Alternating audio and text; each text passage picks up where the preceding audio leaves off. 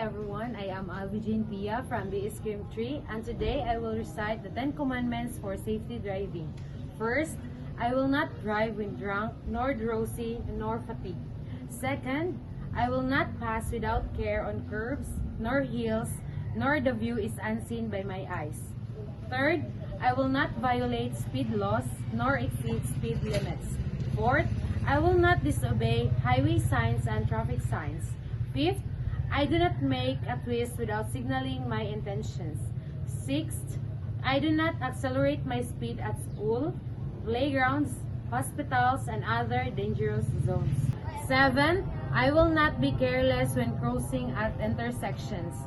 Eighth, I do not glare my headlights on approaching cars at night. 9. I will slow down when twilight comes and unsafe road conditions before me. 10. I will be courteous and respectful of the rights of every drivers and pedestrians. Next, I will recite the 10 commandments for road safety. 1. Thou shalt not gaze at thy phone. 2. Thou shalt not throw trash out of window. Third, thou shalt not or never drive intoxicated. Fourth, thou shalt not take any chances. 5. Thou shalt buckle up thy kids. 6. Thou shalt not drive on thy bride. 7. Thou shalt not drive with one light or with faulty lights. 8.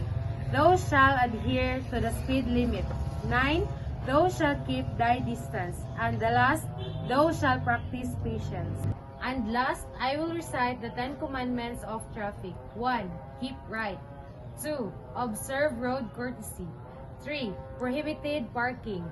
4. If in doubt, do not overtake. 5. The bus stop rule. Lining up on the bus stop zones. 6. Rule to prevent or untangle traffic jams. 7. Observe traffic management measures. 8. The philosophy of Pinoy drivers. First come, first serve vehicle. 9. On pedestrian. And the last, remember the international driving safety reminders. And that's it. Thank you so much guys for watching.